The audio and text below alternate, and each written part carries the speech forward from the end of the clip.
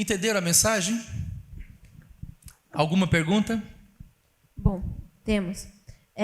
Nós tivemos, trazendo um pouco para o passado, nós tivemos a Revolução Industrial, onde era até uma estratégia comercial, digamos assim, ensinar o funcionário a fazer apenas uma coisa. Então, ele era útil apenas por um tempo. Quando ele era demitido, perdia o emprego, ele não podia ter acesso a outra fábrica, porque já não tinha mais idade e não sabia fazer outras coisas.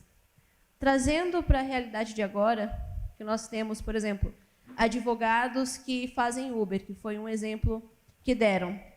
Nós podemos comparar que, antigamente, muitas pessoas tinham artrose, por exemplo, que era um problema.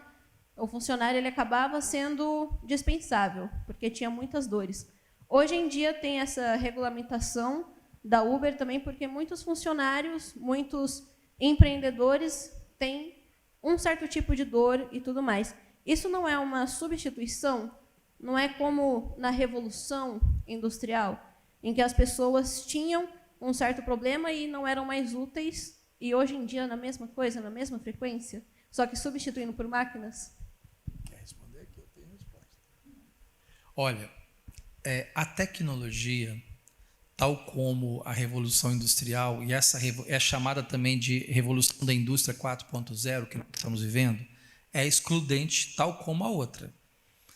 Ela vai ser excludente em todos os sentidos. Primeiro, porque nem todos conseguirão, como o professor falou, acompanhá-la. Segundo, porque o nível de adequação a ela, à medida que as empresas e que os negócios vão se adaptando e se moldando a partir dela, será cada vez maior. Então, é natural. Quando nós dizemos que ela abre outras oportunidades, é porque a pessoa que tem uma dor, uma artrose, por exemplo, que não pode mais estar fisicamente no trabalho, ainda pode e consegue trabalhar com outras coisas da sua própria casa. Tá? Eu conheço uma senhora, por incrível que pareça, que é paralítica e que é youtuber e que é influencer. Então, embora a sociedade, aliás, a sua deficiência a segregasse, a impedisse que ela exercesse certas funções dentro de uma sociedade ativa, né, do trabalho ativo, ela encontrou outras oportunidades no digital, mas sempre vai haver isso que você está falando. Sempre vai haver uma exclusão de pessoas que não se adequam àquele sistema. Veja, as pessoas, como eu disse, são perversas, né? No sentido de que a indústria... É interessante esse negócio da Revolução Industrial lá atrás. Quem produzia as coisas antes da indústria eram os artesãos. Na Inglaterra, esse negócio até era mais ou menos organizado. Então, o empresário que construiu a indústria lá naquela época, ele contratava os artesãos para fazer a produção, porque quem sabia produzir eram eles. Só que eles não tinham dinheiro para comprar as máquinas, aí os empresários cediam as máquinas para eles. Agora, o Taylor, o Frederick Winslow Taylor, que é considerado pai da engenharia de produção, o que ele fez? A produção era feita pelo artesão de maneira artesanal na indústria, só que com máquina. O que o Taylor fez? Ele quebrou o trabalho do artesão num monte de tarefas simples, e o Charlie Chaplin mostra isso no filme dele de uma maneira brilhante, né? Que é uma crítica com humor, certo? Quebrou de tal forma que ele quebrou as pernas dos artesãos. Aí o empresário, a empresa não precisava mais do artesão. Quer dizer, ele quebrou a perna nesse sentido. Guardadas as proporções, hoje é a mesma coisa. Agora, qual é a oportunidade que tem? É da pessoa que está perdendo o emprego, ela hoje pode fazer, por exemplo, a mesma coisa que ela fazia como empregado lá, comprando máquinas de baixa produção e pegar um nicho de mercado. Por isso a ideia do empreendedorismo, entendeu?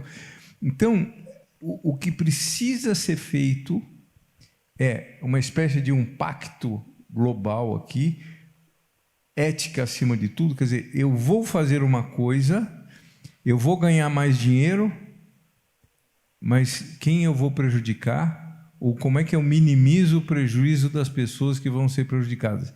É desse tipo de ética que eu estou pensando. Eu vou falar uma coisa aqui que eu não sei se deveria ser falada, mas a molecada de 14, 15 anos está fazendo o que hoje? Com 14, 15 anos, tira foto das amiguinhas dele, né? De maiô, não sei o quê. Aí vai lá na inteligência artificial, tira a roupa delas e publica nos Facebook, não sei do que. Me falaram isso, eu falei, putz, olha o negócio da ética. Quer dizer, será que na hora de fazer isso, ele pensou antes de fazer, se ele vai prejudicar alguém? Com 15 anos, não. Mas se um professor falasse, olha, tudo que você for fazer, pensa 2 vezes se você vai ter alguém prejudicado. Quer dizer, isso é cada vez mais forte, porque antigamente, quando eu tinha 15 anos, isso não era possível fazer, não tinha como. Hoje, as ferramentas estão aí, então o limite do que se faz tem que ser a ética, tem que ser a legislação, por isso a política pública, por isso a lei. O marco legal da inteligência artificial está nessa direção. Quer dizer, eu preciso proibir que gente faça coisas perversas para prejudicar os outros, porque as pessoas por si só não fazem isso. Agora, se o cidadão for um cidadão mais maduro, a gente vê uma sociedade mais madura, talvez a gente diminua essa intensidade. E ela não é madura. Eu sempre lembro que guerra em 2024 significa que nós somos, como humanidade, igualmente primitivos que as pessoas da Idade Média. Que não é possível que matar os outros, um outro ser humano, não sei o que, não tem sentido. Mas eles fazem. Falam, não, porque eu sou da etnia, não sei das contas, não tem sentido isso.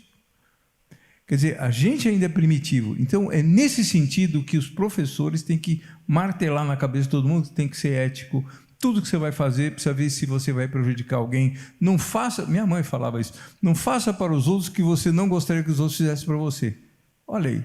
Olha que regra simples e clara, mas as pessoas seguem? Não. Não tem moral e cívica mais, né?